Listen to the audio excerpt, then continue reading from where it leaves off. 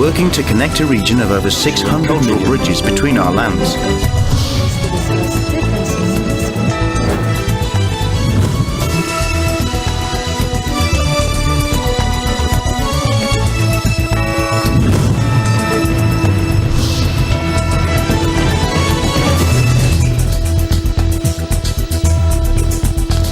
Good evening, I'm Alma Angeles, and you're watching ASEAN in Focus on tonight's program.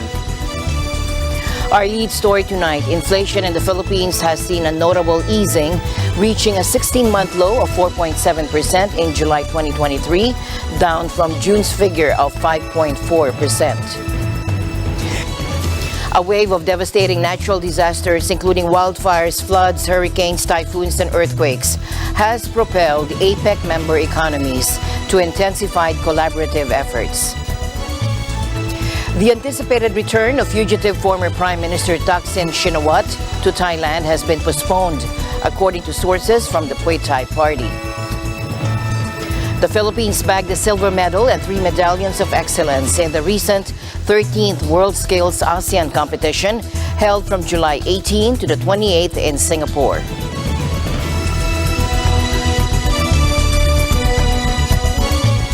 Our lead story tonight takes us to the Philippines, where inflation has seen a notable easing, reaching a 16-month low of 4.7% in July 2023, down from June's figure of 5.47%. This development is attributed to a reduced year-on-year increase in categories such as housing, water, electricity, gas, and other fuels, according to the Philippine Statistics Authority. Ang headline inflation o ang pagtaas ng presyo ng mga produkto at serbisyo sa bansa ay bumagal sa antas na 4.7% nitong Hulyo 2023. Noong Hunyo 2023, ang inflation ay naitala sa antas na 5.4% at 6.4% naman noong Hulyo 2022. Ang average inflation mula Enero hanggang Hulyo 2023 ay nasa antas na 6.8%. Ang pangunahing dahilan ng pagbagal ng antas ng inflation nitong Hulyo 2023 kaysa noong Hunyo 2023 ay ang mas mabagal na paggalaw ng presyo ng housing, water, electricity, gas, and other fuels. Ito ay may 4.5% inflation at 39.2% share sa pagbagal ng antas ng pangkalatang inflation sa bansa. Ang nag-ambag ng malaki sa pagbagal ng inflation ng housing, water, electricity, gas, and other fuels ay ang mas mabagal na pagtaas ng presyo ng mga sumusunod. Bayad sa kuryente na may 7.1% inflation mula sa 10.3% inflation noong Hunyo 2023, at renta sa bahay na may 5.0% inflation mula sa 5.5% inflation noong Hunyo 2023. They also assured the public that proactive measures are in place to safeguard against potential disruptions. They also emphasized that the government's actions extend beyond numbers in light of the looming threat of more typhoons and weather disturbances linked to El Nino.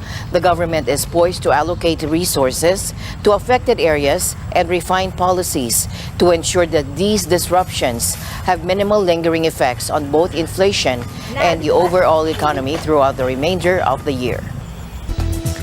Japanese weather officials have issued a stark warning as Typhoon Kanon takes an ominous turn, setting its sights on Okinawa once more after unleashing havoc across the southwestern prefecture.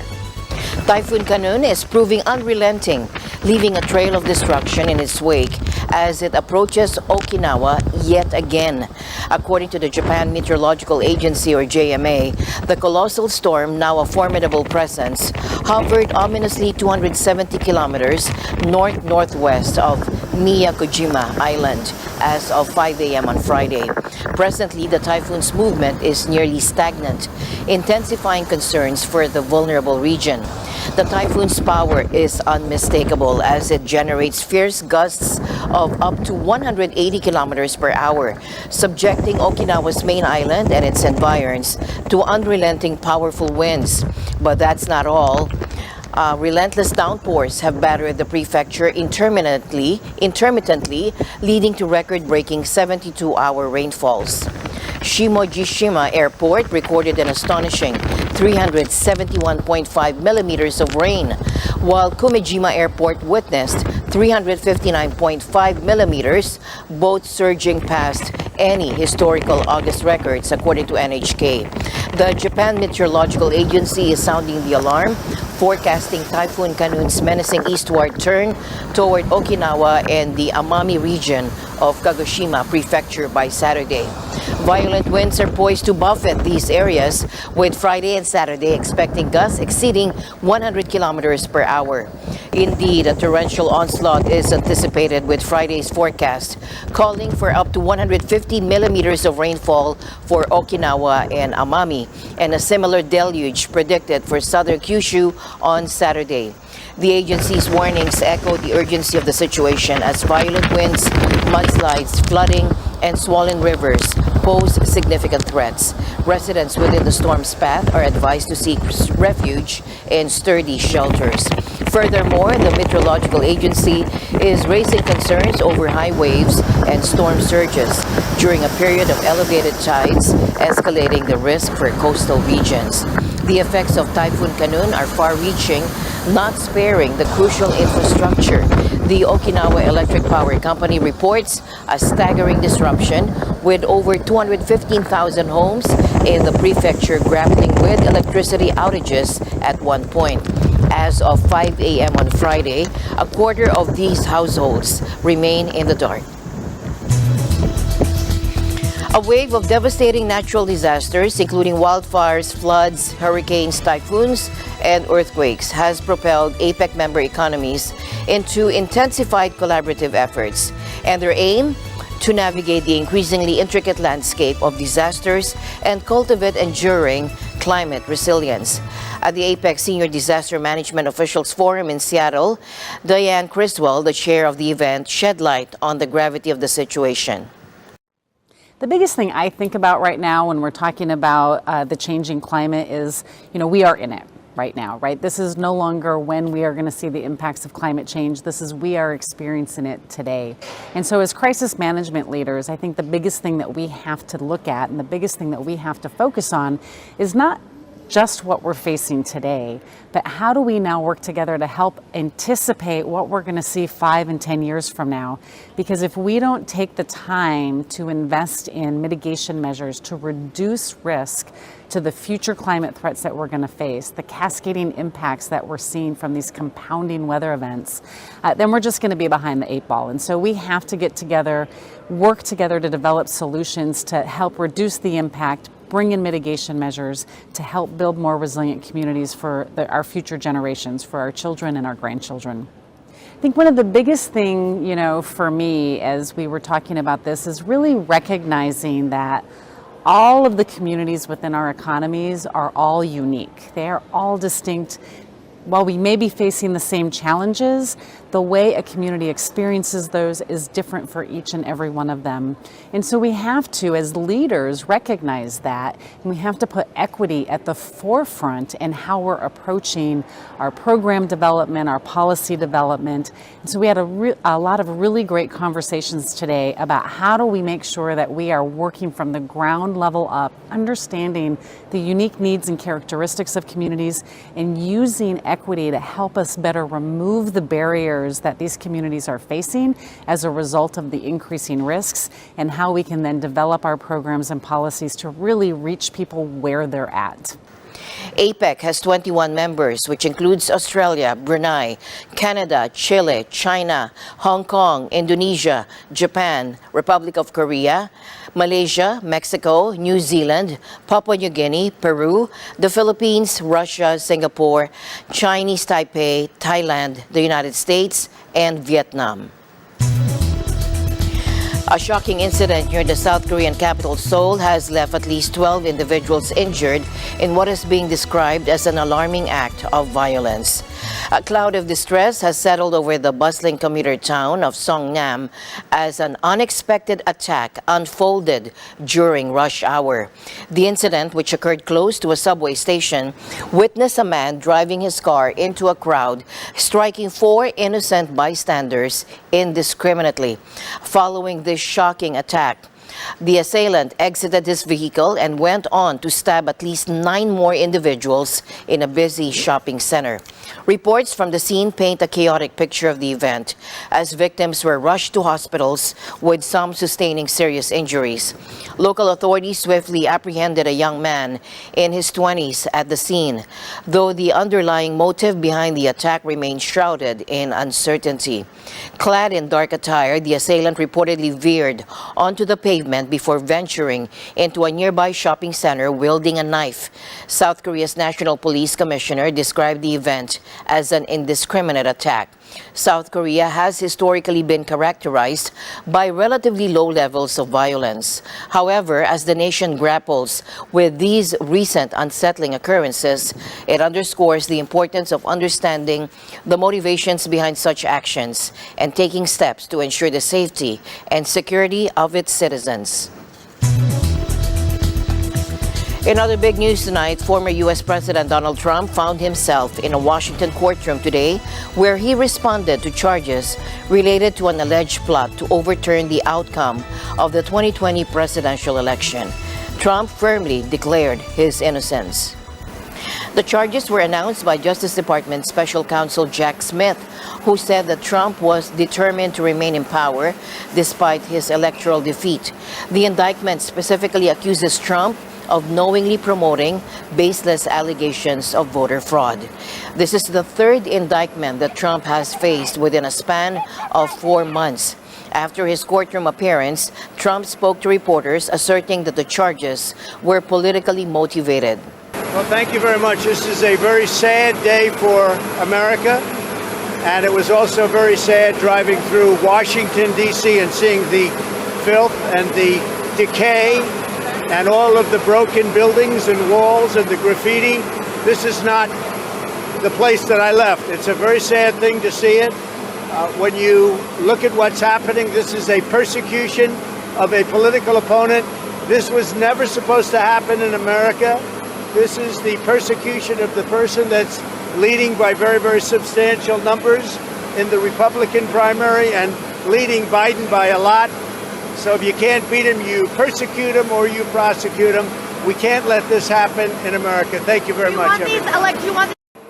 Outside the courthouse, there were mixed reactions to Trump's appearance. I have read all 45 pages of the DOJ's indictment, and I can tell you that the truth is simple. Trump deliberately lied about voter fraud. We literally see the Biden administration using the courts to go after a political opponent and a former president. That is stuff you see in Venezuela. That is stuff you see in dictatorships. We see it in the United States of America. Trump, a prominent contender for the Republican presidential nomination, has affirmed his intention to continue his candidacy regardless of the trial's outcome. The next day, the Mar-a-Lago raid and the Mar-a-Lago indictment. Last week, Hunter Biden's sweetheart plea deal fell through when the judge realized it had blanket immunity. The following day, a superseding indictment against Donald Trump. July 31st, Devin Archer goes to testify in front of the House. That was only after they failed to put him in jail prior to the fact. What happens the next day? The January 6th indictment that we're here for today. This is not a coincidence. This is election interference at its finest against the leading candidate right now for president, for either party. President Trump is under siege in a way that we have never seen before.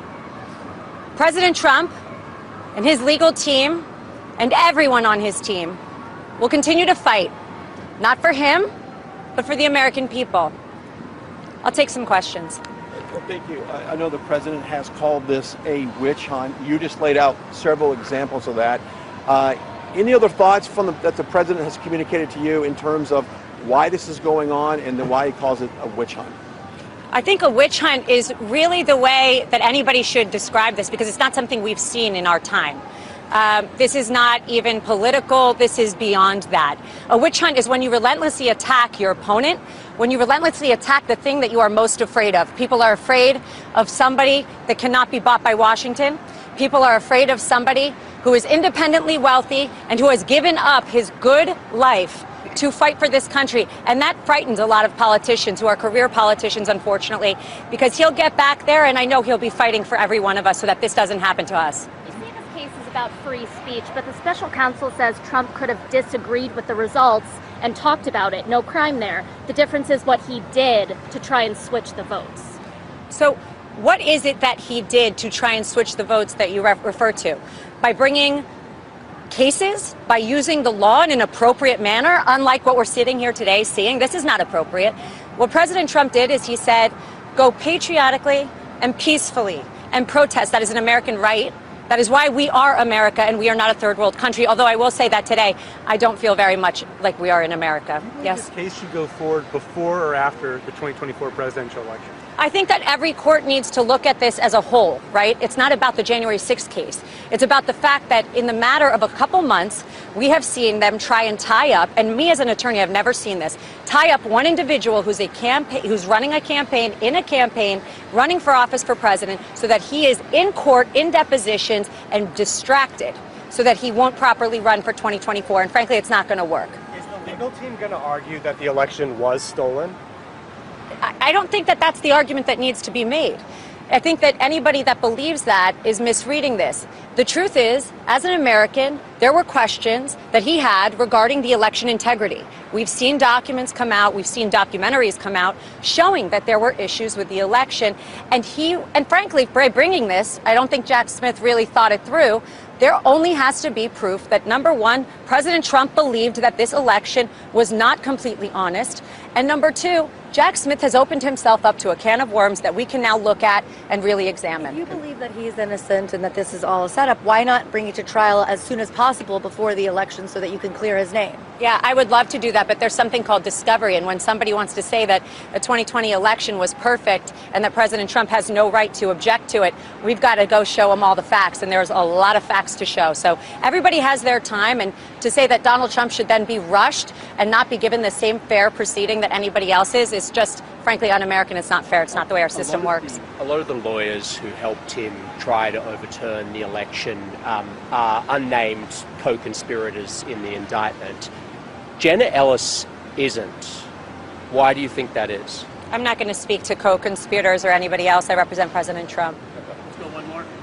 Alina, there are a number of, there's testimony and there's a number of aides that have said that the president was made aware that he lost the election and yet continued to argue that it was stolen from him. How do you reconcile those two things? Well, I think that everybody was made aware that he lost the election, but that doesn't mean that that was the only advice he was given.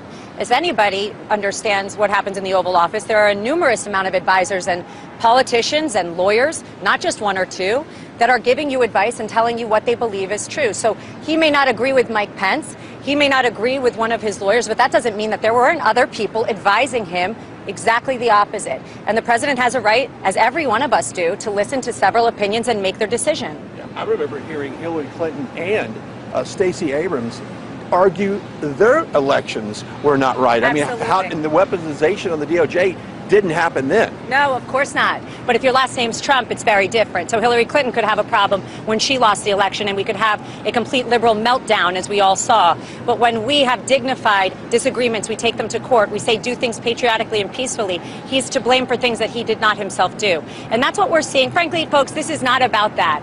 This is about politics. This is about 2024, period. The United States has issued a scathing condemnation of Russia's recent withdrawal from an agreement enabling Ukrainian grain exports through Black Sea ports, decrying it as a direct threat to the global food system. The diplomatic arena has become the stage for a heated showdown as tensions escalate between the U.S. and Russia. In the wake of Russia's abrupt exit from the grain export deal, the U.S. took center stage at the UN Security Council, hosting a robust discussion on conflict-driven food insecurity and the looming specter of famine. The threat of famine, people starving slowly to death, must be a red line. And yet the number of people suffering from acute food insecurity reached $250 million last year. This is the highest recorded in recent years. Of these people, some 376,000 were facing famine-like conditions in 7 countries. Another 35 million people were on the edge. As in all crisis situations, women and children are the most impacted. Armed conflict destroys food systems, shatters livelihoods, and drives people from their homes, leaving many extremely vulnerable and hungry. Sometimes these impacts are byproducts of war, but all too often they are inflicted deliberately and unlawfully, with hunger utilized as a tactic of war. Notably, the U.S. holds the Council's presidency for the month of August. In a significant move, Washington released a presidential statement that castigated the use of starvation as a method of warfare. The spotlight intensified as U.S. Secretary of State Antony Blinken emerged, passionately denouncing Moscow's actions. Hunger must not be weaponized. Every member of this council, every member of the United Nations should tell Moscow, enough. Enough using the Black Sea as blackmail. Enough treating the world's most vulnerable people as leverage. Enough of this unjustified, unconscionable war. He also underscored that Ukrainian granaries had been targeted by Russian bombings. However, in a spirited retort, Russia's first deputy permanent UN representative, Dmitry Polyansky, weighed in. He acknowledged that while food is indeed abundant globally, its distribution remains markedly uneven. Mr. Polyansky pointed out the stark contrast between food surpluses in the West and the harrowing deficits faced by developing nations, raising a poignant question about equity in the global food distribution network. Со своей стороны, Россия готова делиться и с африканскими государствами, и со всеми другими заинтересованными развивающимися странами экспертизой в области сельхозпроизводства, оказывать содействие во внедрении передовых технологий. В отличие от западных неоколониалистов, мы заинтересованы в формировании более справедливой системы распределения ресурсов, в том, чтобы развивающиеся государства не были вечно посажены на иглу, обставленные политическими условиями гуманитарной помощи Запада, а по сути примитивного шантажа. The anticipated return of fugitive former Prime Minister Thaksin Shinawatra to Thailand has been postponed, according to sources from the Pheu Thai party. Thaksin had originally planned to return on August 10, but the party has now said that his return will be delayed until a Pheu Thai-led government is established. The decision to postpone Thaksin's return is a strategic one.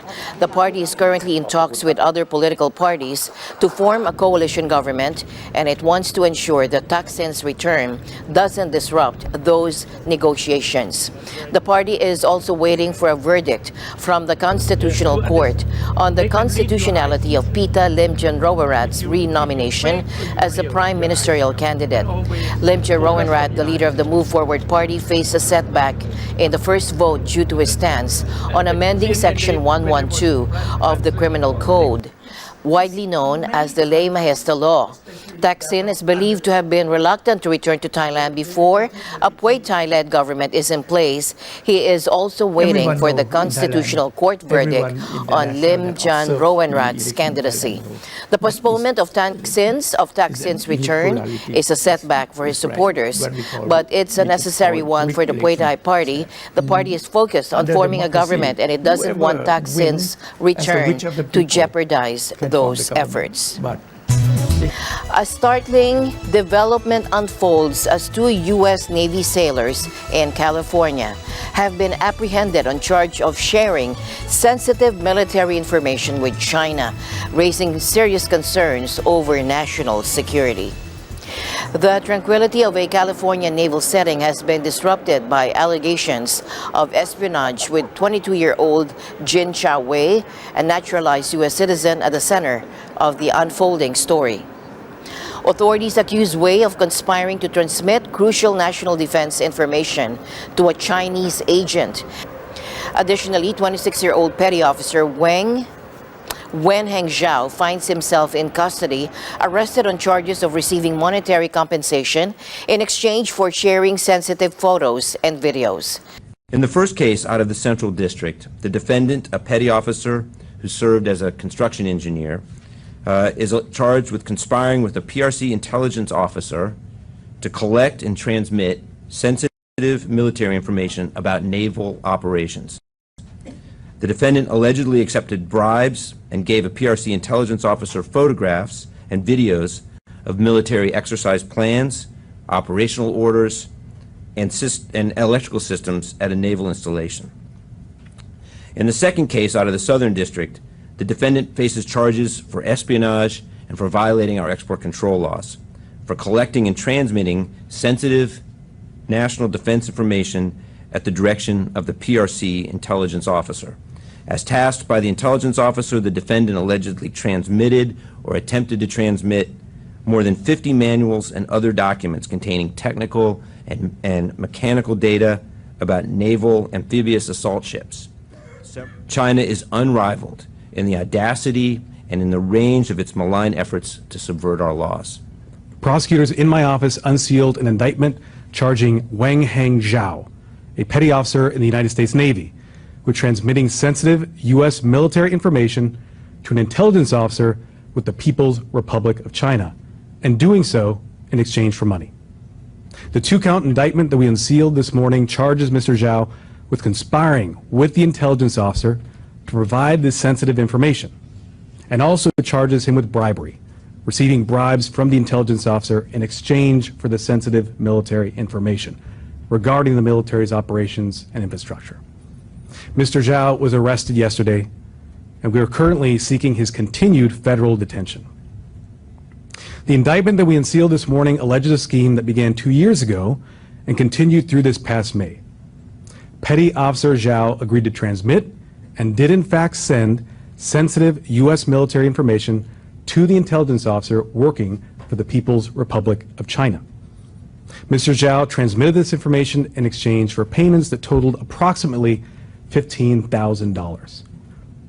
As alleged in the indictment, in response to requests from the intelligence officer, Mr. Zhao used encrypted communications to send the sensitive information. The information included details regarding various aspects of the U.S. Navy's operational security and activity. Among other things, the indictment charges that Mr. Zhao transmitted operational plans for a large-scale U.S. military exercise in the Indo-Pacific region. And he sold scores of technical and mechanical manuals related to the operation and power structures of amphibious assault ships. Some of the manuals contained information deemed quote-unquote critical technology by the U.S. Navy. Wei was only given access to these materials because of his status as a U.S. Navy sailor.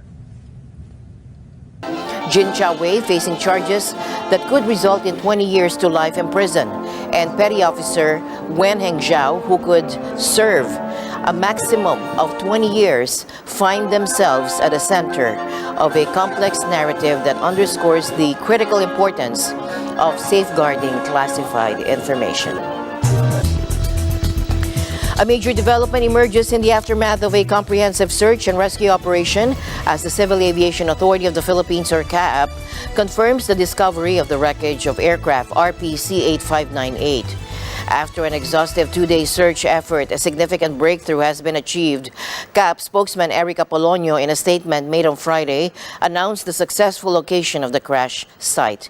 Notably, the wreckage was found in close proximity to the last known position as detailed in the briefing conducted by CAAP Philippine Aeronautical Rescue Coordinating Center, or PARCC, during an emergency session convened by the Cagayan Valley Disaster Risk Reduction Management Council on Tuesday evening. The aircraft, a training plane, was entrusted with a Filipino flight instructor and an Indian student pilot. Departing from Lawag International Airport on Tuesday at 12:16 p.m., it was en route to Kawayan Airport for a planned touch-and-go activity. Unfortunately, the plane failed to arrive at its intended destination. CAAP's Eric Apolonio underscored the combined efforts of search and rescue teams composed of military personnel, law enforcement officers, various local government units, and civilian volunteers. According to CAAP's Aviation Records Management Division, the ill-fated RPC-8598 was owned by Echo Air International Aviation Academy.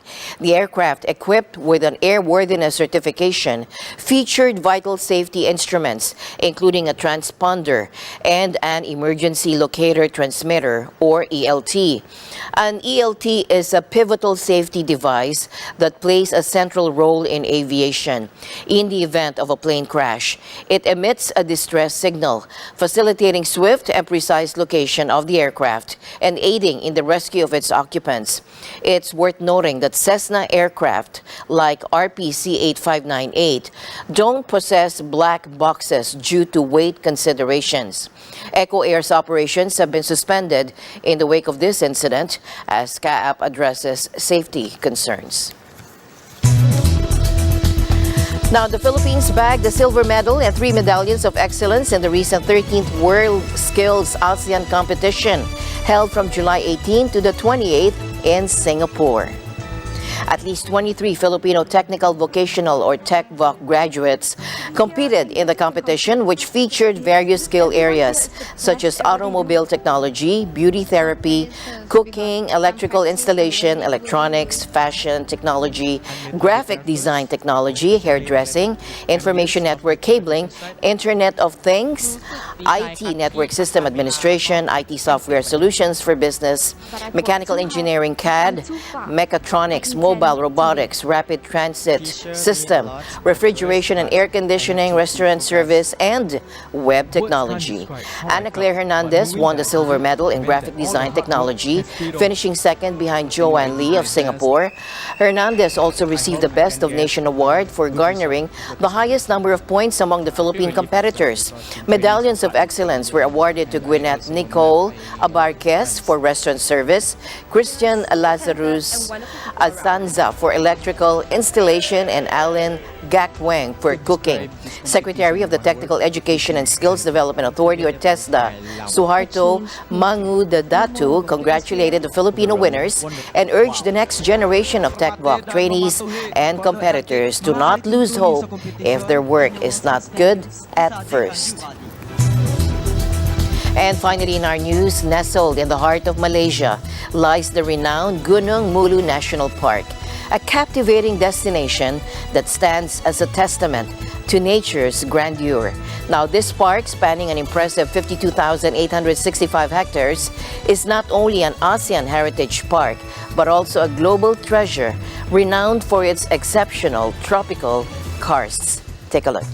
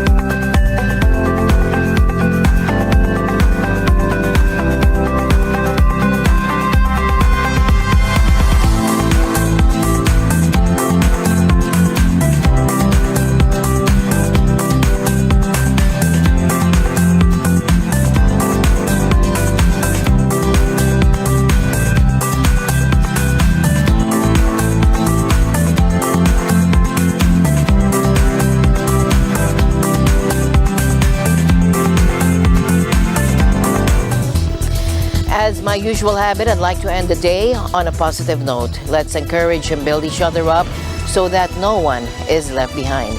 And that's it for tonight's broadcast. I'm Alma Angeles. Stay in the news because we live in extraordinary times. Good night.